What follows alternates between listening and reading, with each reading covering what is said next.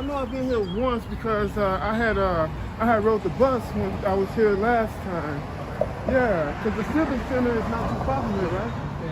Now, let me see if you remember. There's a record shop. Well, hello. How are you? Doing all right. How are you?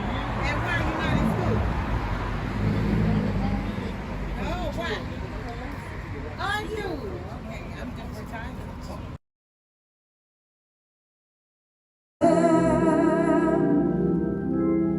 There is no shadow of turning with thee. All right, you guys, welcome to Gospel Diaries. I am so excited to present another episode, and I am in Birmingham, Alabama. That's right. With a queen right here. But before we even get started into the dialogue, would you please do me a favor and hit that subscription button, subscribe and share, because this is content from my heart and it's to yours. But back to the queen we got sitting here. We're talking about the Dorothy Love Coats, That's right. the James Cleveland Singers, the Southern California Choir, and so many more, the James Herndon Singers. How are you doing, Miss Cleo Kennedy? I'm blessed in the Lord. God is awesome. Who's awesome? Is it God? What you ask, God is awesome. Sometimes, people don't. And I try to be next to Him, so I can be awesome too.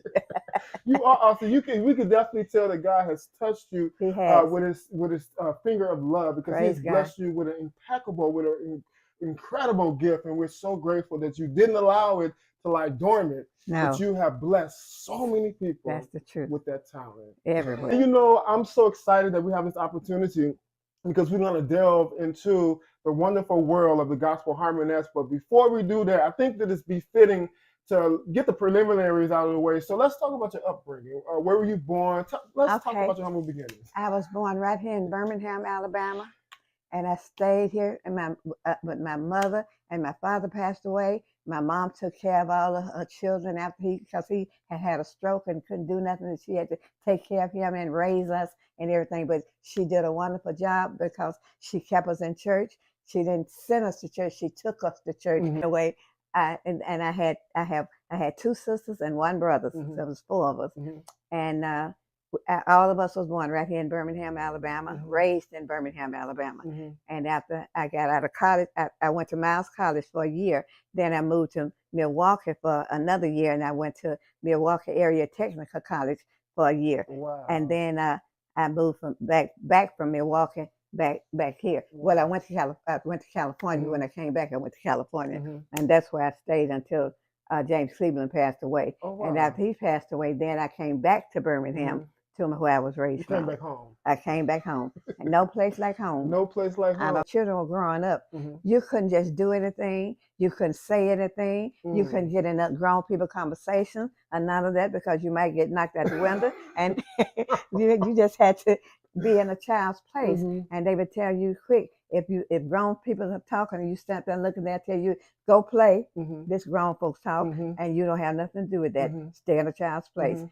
And my mom was like that. We couldn't, if we was like we sitting here talking now, Mhm. Mhm. and if one of us came and stood there looking, she'll say, excuse me, did you ask me for something? Because I didn't hear it if you did. If you did, tell me now so you can get out of here and go back in there where you was playing, because this is grown folks conversation. But we were trained like that. My mom, she was loving. She was a good mom, did everything for us. We didn't have to want for nothing. She would work everything, and take us sometime with her to work. Mm-mm-mm. And if she left you at home and said, don't go out this house, don't open this door for nobody, I don't care if they knocked the door down. They would have to knock it down to get in, because we knew not to open it. Mm. Once, I remember one time, my older sister, she liked my cousin, and they lived up the street from where we lived. Mhm. And my mother said, stay right here with these children, because me and my other sister, we was the youngest. Mhm. And she said, stay in this house with these. Don't go out this house for nothing. Don't leave this house. Mhm. So after she went to work that day, Helen, her name was Helen, Mhm. she wanted to slip up there anyway, because she wanted to see what Helen then was doing up there at the Mhm. house. And she didn't know my mom was going to get up early that day, because she didn't know herself. She came home, and me and my sister was in there by ourselves. Oh my God. She said, where is Laura? Uh-oh. Me. Mm. Up the street, it ain't Helen. No tone on her. She was so mad with me. Uh-huh. And she went up to there and knocked on the door. And when she knocked on the door, it just opened. She didn't say nothing. She just walked in and said, and looked at my sister and said, come on, let's go. And we was walking back to the house. She had me by one hand and my sister, the younger sister, by the other hand. And we was walking up the street, and my sister was in the background, the oldest one, just mumbling. And my mom didn't like that. It made me see, I get tired of sitting at home with them. They just my sisters. They ain't mama. Aunt Helen did to do everything she wanted to do. And my mom was really working because she's trying to get her through school. Yes. And she talking smart and stuff. And she was just mama, baby. And my mother dropped my hand, and my sister just started talking, my mama, but just loud enough for to hear. And all of a sudden, my mom said, "Whop!" She hit that girl so hard she fell on the ground. And she was crawling, trying to see what the ground was. And I take out. Wow. And that was the last time that happened. Yeah. But you know, with all sincerity, that's one thing. That's one core value that I think is missing is accountability. Back in the day, you know, parents knew where their children were. Every day. Half the time now, you ask the parents of this generation, they don't know. They don't even know where the kids. They don't know. They might not even know their children's name. They don't even know they left the house. They don't even know when they go and come. But I bet you we couldn't do that. Okay. I think that when it comes, a lot of people say that there's something missing from the gospel music today. And one of those things is accountability and it's conviction, because that music back in the 50s and the 60s, that music, it motivated you to better yourself.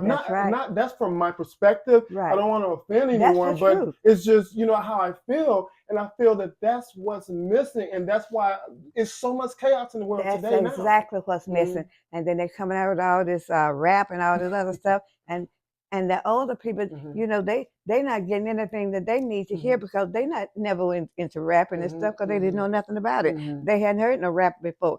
And there's nothing wrong with having rapping, but having it in a way where it will reach the people. Have some substance. Have some substance to it. That's right. That's what you're teaching. What are you portraying? What are you trying to convey? They more into moving their bodies and wiggling and all of that than they is the message in the song. Well, I'm so glad like I said before, we have oh man, I'm trying not to cry, because when you think about Dorothy Love Coast, I promise you, this is a true story. I had one of her records playing, man, and I was thinking about doing something I knew I ain't had no business doing, but listening to Dorothy Love, it pulled me to reality. You know what I mean? Right. Let me tell you something. Saturday, one of my friends flew in, a white friend of mine flew in for my love day. He was the one responsible for Bruce and all of them sending me all this money and stuff when the house caught on fire. He said, "Cleo, I'm coming to your love day because I want to be there to support you." He had already put $100 ad in the book. Then he put another 100 in the offering and all of that. And that Saturday, he took me to dinner. I wanted to take him to dinner because he's been such a blessing to me. He said, "This is your birthday. I'm treating you. I came here to be a treat to you." And when I got in the car and that man started playing music, guess who was playing? Dorothy Love. He had Dorothy Love and the Harmonettes blasting inside the car, the white man. He said, "Oh, I love this kind of music." Wow. All right, welcome back. Listen, we have an extraordinary opportunity to hear an amazing voice today. But before we get started, man, I don't know why I'm getting emotional, but I'm just so happy that I'm really about to witness Sister Cleo Kennedy sing from the depths of her soul. But right before we get started, I just want to tell this guy right here on the organ, thank you. Thank you so much for the connection. I'm talking none other than Brother Bruce Henderson. You are a phenomenal musician. We really back when you were in Chicago, I was at Cosmopolitan, and it was an instant connection. I'm just grateful that I'm able to have you in my life now. And thank you for playing so skillfully over there. And the one and only that's holding the camera, Mr. Dwayne Lacey. All right, so I don't know how we want to rock it, but time and harvest. Oh, the sun, moon, and stars in their courses above. Oh, join with nature in many bold witness to thy great faithfulness.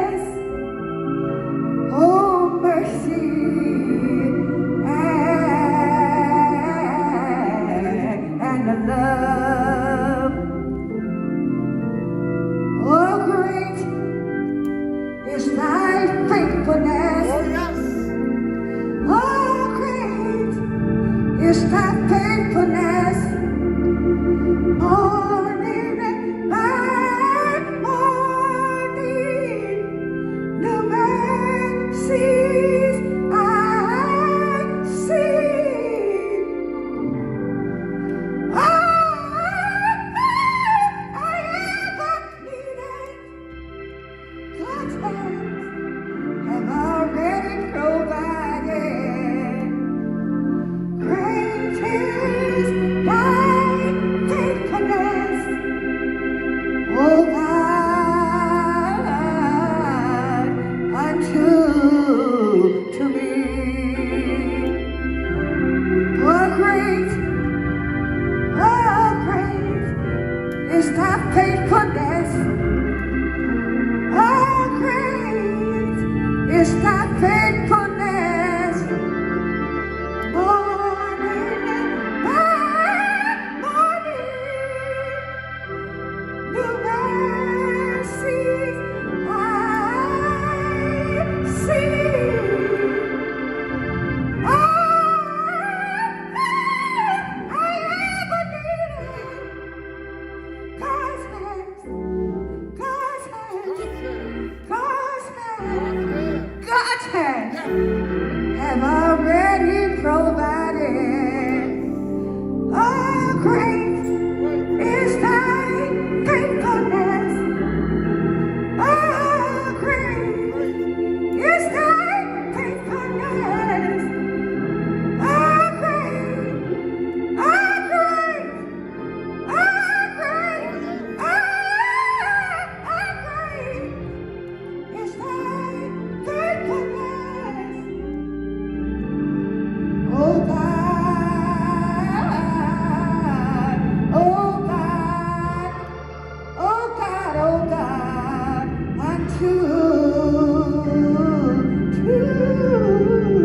unto me.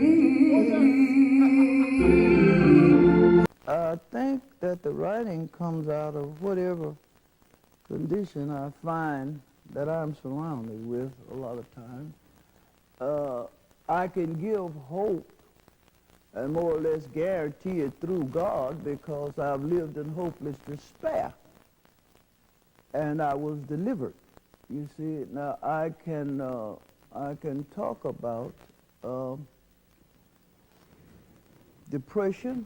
I can discuss oppression because I've lived that too. I can talk about deliverance because I've been delivered. As a child. Well, the way I got with Dorothy Love, we lived in the same neighborhood, first of all. And my mom lived over here on this side up the street. Dorothy lived up this side. So when I would come to the corner, I could look up there and see Dorothy Love's house. And when her group, the Harmonettes, would come to rehearse at her house, I would always come up there and sit outside on the steps to listen to them rehearse. Because I loved gospel music even then. I just loved music, period. And I learned every one of the songs they were singing, sitting out there on the porch. And while and when they get ready to dismiss, then I leave and go home because I didn't want to see them sitting out there. But I was sitting on her step. So one day after she had lost a couple of the other musicians that she had, and they was getting ready to go on another tour. And she sent her sister Lee and Cappy, told her to go to my house and ask my mother could she talk to me. And Lee took me up to the house, and I walked in the door, and Dorothy hugged me. She said, "I'm calling to see, would you be interested in singing with my group?" I said, "You didn't ask me that." She said, "Yes, I did." I'd like you, I almost started crying. I said, "I would love to. I love that. And I love that music. I love the gospel music all my life." And she asked my mom. My mom said, "If you wanted to go, and I know you're going to take care of her, then I let her go because this is something she's been wanting to do for a long time." And that's how I started singing with Dorothy Love. And I had one rehearsal with them before I went on the road because I knew all the songs. That's wonderful. Sitting out there listening when they were rehearsed in the neighborhood. But gospel music liberate Black culture. Well, when you say liberated, you mean Uplift. Uplift. Well, back then anyway, we stayed in church because Okay. your parents went to church. They took you to church, and then they sent you to church. You had to go. You had to go to church. So your upbringing was in the ministry, where the minister's preaching and teaching you stuff. You're learning. And when we would get home, my mom would say, what did y'all learn in church today? You She would getting a little ask, homework. Okay. and then she'll say, well, what did the preacher preach about? Mm. And you sitting there thinking for a minute because you got to think of something tell her that made sense. Because you said something stupid, she might pop you. And you had to tell her something. And I said, well, he taught on love today. He taught on families today sticking together. He taught on praise and worship, stuff like that. We had to give her something to let her know Wow. we really was listening to the service. Because you couldn't tell her nothing, you wasn't in the service because your mind was not Come there. on, watch out. And that's what we had to. Yes. And I fell in love with it then, and I'm still in love Yes, with it yes, today. yes. Those songs, even if they was gonna be in my spirit, they had to make some sense. And when you sing a song like, if you do a song like, oh Lord, have mercy, oh Lord, have mercy, oh, and now you do all of that. That's a touching song because you're asking God to have mercy on you. And then you stuff like, bless this house, oh Lord, we pray, make it safe by night and day. That made sense to me because you're asking God to bless your house each day. Make it safe. Cover us with your blood, Come on, God. somebody. We need deliverance. We need saving. We need somebody that's going to watch over us. And we know you can when nobody can because you're a God and you know all things and you can do everything. Wait a minute. And all I got to do is ask. Wait a minute. That's right. Wait, stop. Wait a minute. Wait, no, they didn't tell me you were an evangelist. What's going on? What is this? Bruce, it's shit. I know it's evangelist, but I love the truth and I love gospel. I love it. I love it. I love it. Well, on that note, listen, we're going to take a short musical intermission. Man, I'm so glad. Would you please tell a neighbor and a friend that we have the lovely, look at her, the lovely Miss Cleo Kennedy with us, man. We'll be right back. Oh, my God.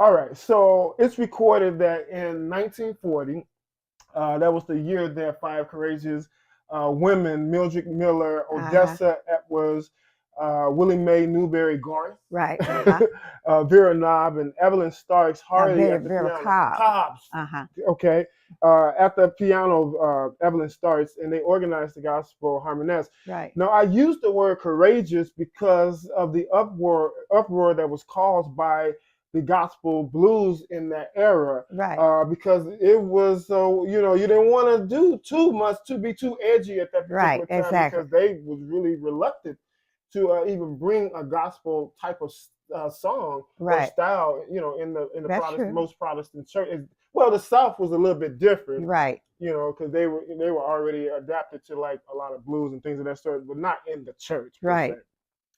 All right, so around the time that you joined the Gospel Harmonettes, tell me about their reputation in Birmingham.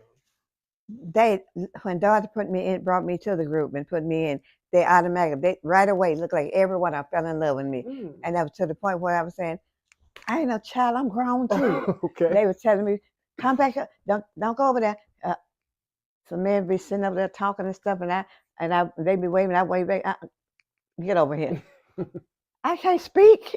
They loved me and they protected me. Dorothy didn't let nobody come near me. And when she would get up in the morning to go to the broadcast before the concert, but that day she had 2 daughters that was with us, and she would always get me to come sit in the room with them while she did her broadcast. And I would stay until she come back, and then I go back to my room. But she trusted me with them, and she felt better knowing I was in there with them. They were just sitting there by themselves because her oldest daughter had epilepsy and she had seizures and stuff like that. So she needed somebody in there that could call for her, because the other girl was real young, Carletta. That was her husband's youngest daughter. Her name was Carletta. She was named after Carl Coates. But anyway, I would go and watch her and do whatever she asked me to do. But they loved me and they were so protective over me until I didn't have to worry about one thing.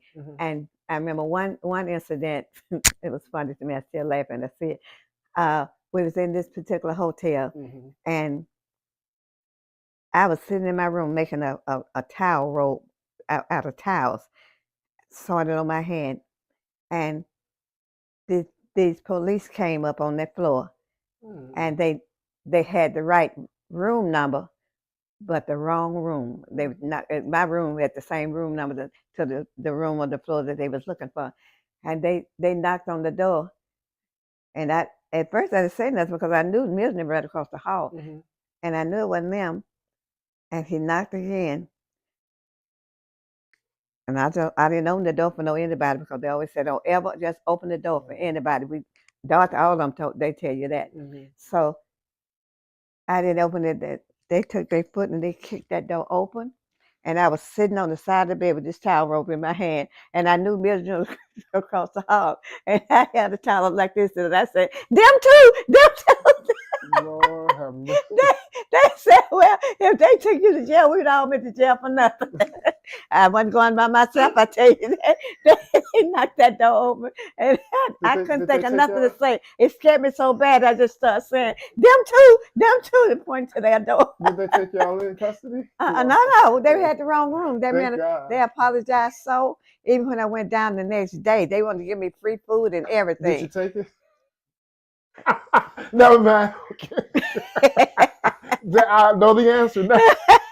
How you joined the Gospel Harmonettes, most of their music was popular in the gospel circuit. That's right. So we're talking about like 1951. Right, Every day will be Sunday. Every day will be Sunday. Bye. That's right. Sure did. 1952. He's right on time. Right on time. That's right. He's calling me. All of that. 1954. He's calling me. That's right. 1959. Finish line. Oh, that always comes out of winter at the finishing line. That woman, and you know what? She was a song. She could write. She could write a song in 5 minutes. I mean, it made sense that she would put the background and everything to it within them 5 minutes. And she'll say, this is what I want y'all to sing, and this is what I'm going to sing, and this is what I want you to say, and this is what I want you to hit a high note. Because I hit a lot of high notes in there. They call me the high note queen. But anyway, when she got through with it, it was ready for stage. And every time she hit that stage, people go, wow. Right here, because I have to be obedient. I'm recalled of a story, Reverend Harold Bailey of Chicago, the Harold Bailey Gospel Singers. He said that he invited the Harmonettes to one of his annual programs. He said after the program, everybody was downstairs congregating and everything like that. And he looked and he thought to himself, he said, well, where's Dorothy? Uh-huh. And he got to look and he said, went off to the side and says he met Dorothy on her knees praying to God. That's what she do. She would. You remember stuff like I that? remember stuff like that. And when she get on the program, other gospel singers be talking about, don't put me behind her. Don't what you got me on this? Let me see what my name is. They didn't want to come behind Dorothy for nothing. Mm-hmm. And they would tell, and Dorothy would tell them, I don't care where you put me. I'm going to do the same thing I'm going to do before or after. She said, so put them wherever they want to be because we're going to all still be on this program. Wow. And she would wait. It didn't bother her because while they were saying, she was praying. Mm-hmm. And when she hit that stage, Mm-hmm. it was over. It was a man in Ohio. We was at this church, and they, how church had these glass doors Mm-hmm. that you come in and out into the sanctuary. Mm-hmm. This was a glass door, and Dorothy was singing. And it was on Mother's Day. Uh-huh. That woman was singing. Uh-huh. That man took a running start, and that man went straight through that glass door. He went straight through it and didn't have a scratch on it. My God. It scared everybody so bad. I mean, I thought I'd swallow my tongue. It scared me so bad. I couldn't say nothing for a few minutes because it shocked me so bad. Mm-hmm. But that man went, his whole body, he could have put it stood back in front of it and his feet from head to toe. He went straight through that glass and broke it and everything and didn't have a scratch on it. I had to. But baby, when Dorothy hit the stage, you didn't have to wonder about it because I don't care where you put it, she's gonna get the house. James Cleveland was like that too. Mm-hmm. I don't care where you put him on that stage, he gonna get the house every time. And everywhere we went and had concerts and things, he never failed to me. I'm here, Cleo. I said, oh God, what do you want me to do now? Because I never know what he's gonna say. He'll just sit up there, and while you stand up there waiting to see what he wants, he's saying in your ear, do this. God has smiled on me. Oh yeah, that's me showing me how to do it. And if you don't do it right, he'll say, repeat after me. I, and they'll say I. He said am. They'll say am. Dumb. Wow. But he would do it in love. But they know because they would be laughing and stuff. But he was so comical. But that man didn't ever leave me out on stages. No, thank you, James, for your work. Listen, Dorothy Love Coates was a stone cold poet. I mean, she wrote stuff like, he's a God that... Wait, you can't hurry. Hold He'll be there, don't you worry. Hold on for a moment. He may not come when you want him, but he's right on time. Wait, let's rewind this. He said, he's a God that you cannot hurry. Don't rush him. He said, but don't worry. All right, well, no. He'll be there. Said, but he'll be there. Don't worry. Don't you worry. He may not come when you want him. Who comes up with something like, and so accurate too? Dorothy Love. Question, when you all were recording, did she come up with, I know you said that she came up with songs like in a rehearsal setting, right? But like in the studio setting, did she come up with something? Did you all was it improvisation in the studio? Not really, because we really, in the studio, we recorded what we had learned that we was going to do in the studio. And they would stick to that. She might change a line or two or something during the session to if she hears something, and she'll say, I know I told you to say it like this, but say this part like this today, and it's going to be better for the recording. She'll do stuff like that, but it always made sense. Wow. Now, let's talk a little bit about the terror of the South at the time that you were with because you joined the Harmonettes in what year? What year was that? I forget, Lord. It had to be 1966. It was 60s. It was 1966, right. 1966, 1965. I meant to say. So this is right before King's assassination. Right, exactly. The Birmingham bombing had already happened in 1963. Right. I mean, the 60s was a decade never to forget. So let's talk about that. She always said when she would do in her talking and her preaching, I say before a song or after a song or whatever, she would always say, the only thing that's missing in the world is love.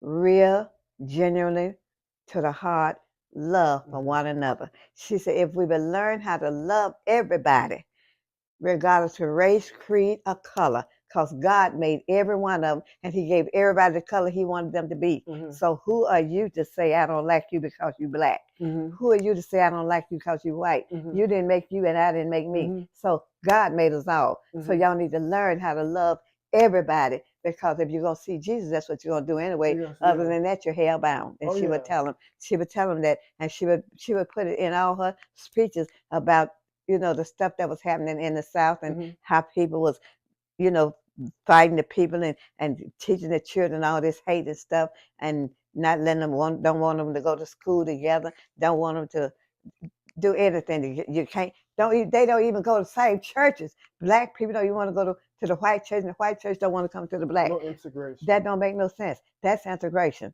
But she taught it against all of that.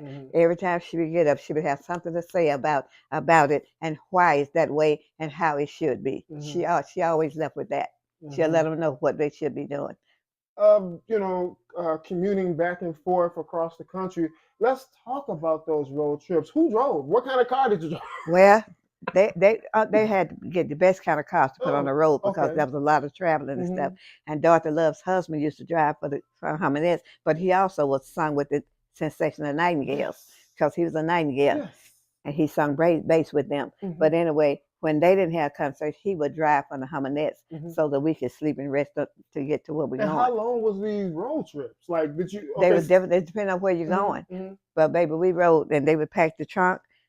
And I had watched him pack the trunk, so one day he wasn't there to pack it. I had watched so good. So they were trying to get this bag in the trunk. I said, what y'all need to do is take all this stuff back out and put it on the ground, because you put it all in wrong. And they said, how you know? I said, trust me. Can I go sit down somewhere else, okay?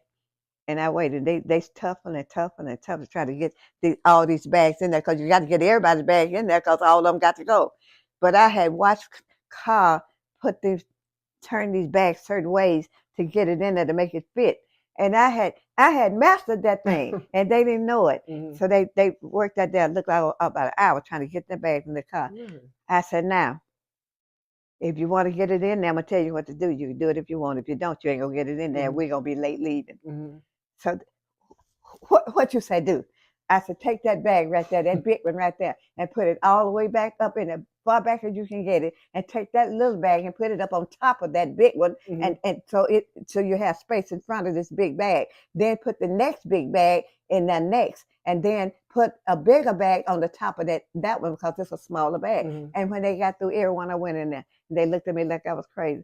I said, I told you I knew what to do. About cargo. Okay, so when you all were on the road, like, how did you? I know it seems kind of simple or plain, but I want to know, how did you all wash your clothes? Or where did you all stay? Like, see, when they stayed in hotels, most of the time they would get hotels that had a laundromat in the hotel. Some of them had downstairs. Some of them had washers and dryers in there. And when we went to a place that we were gone long enough, because we used some cities, we stayed a whole week before we left.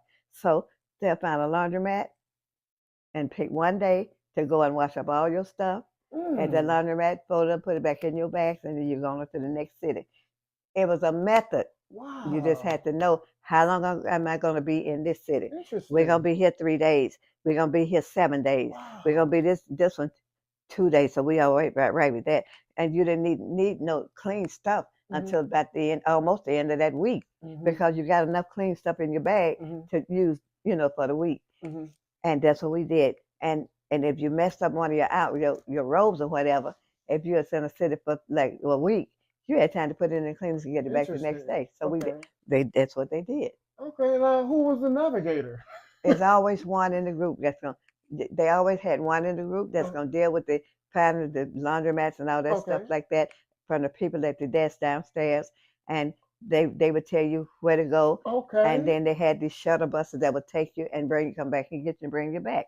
Shuttle buses, just like they got shuttles now. They had shuttles back then, but they had them more than they did here in the South.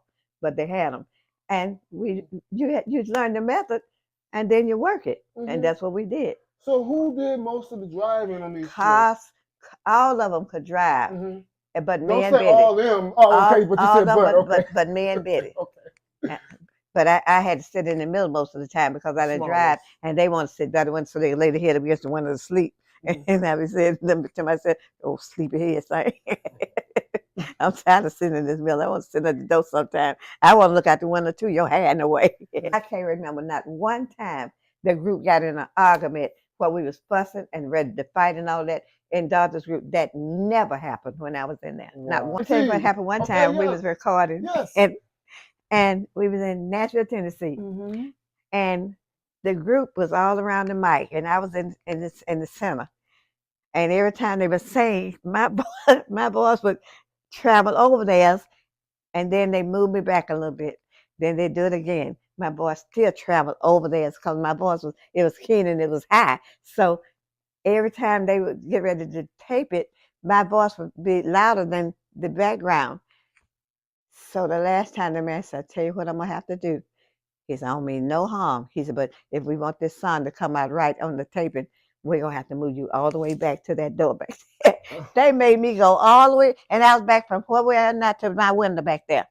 Wow. And I stood back there and sang my part, and they was all around the mic. And when they played it back, it sounded like I was standing right there by them. I couldn't believe it myself. I said, "What kind of voice I got?" A golden from God. And it was just that high.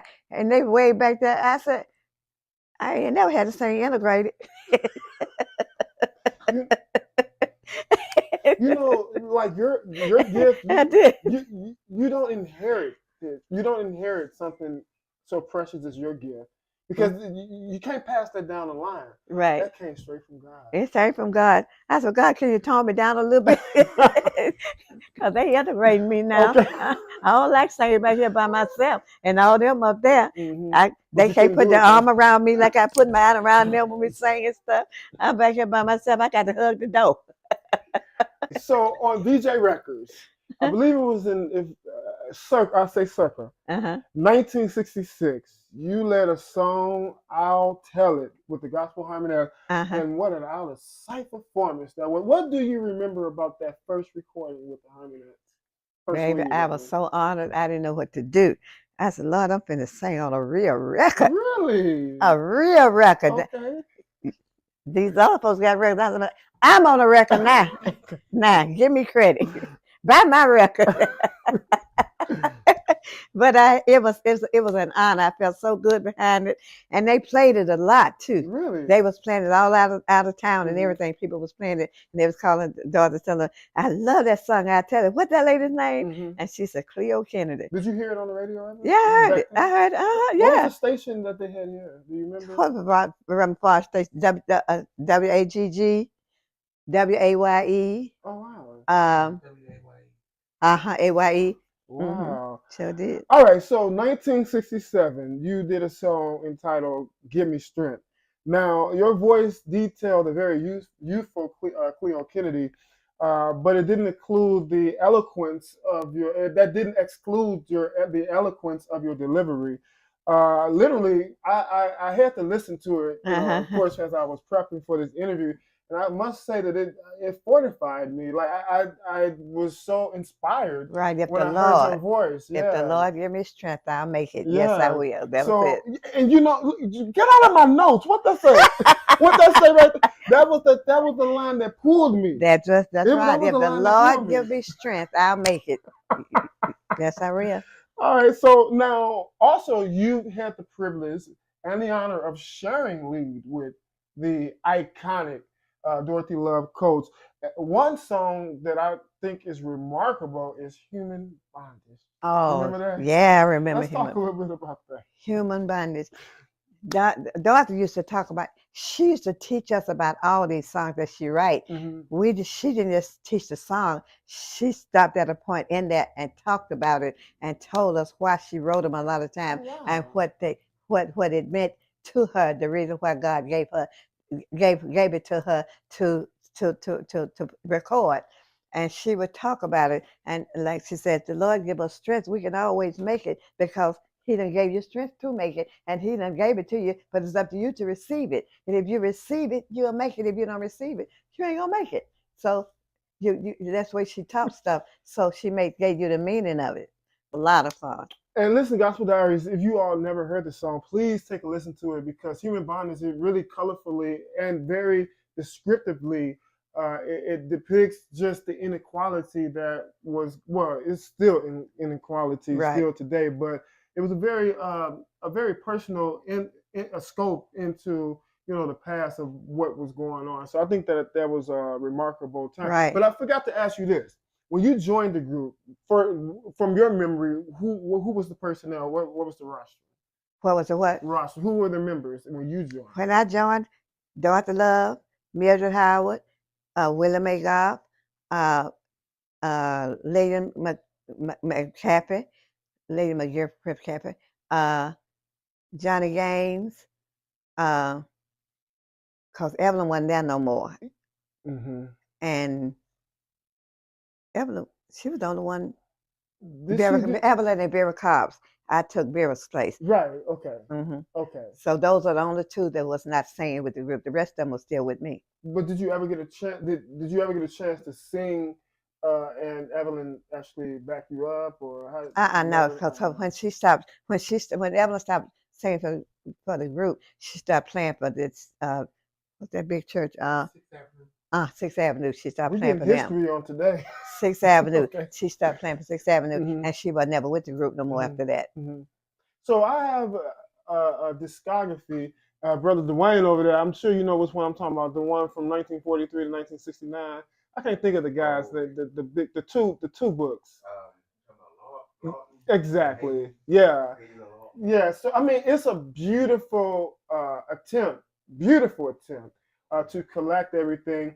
But they were uncertain about a few of the musicians and things. So I want to ask you now: did you ever get a chance to record with Pee Wee, Herbert Picard? No, because okay. he was before me. Okay. That's how I came after that. Okay. And he was never like just a guest. I knew him. Okay. Him, but I didn't.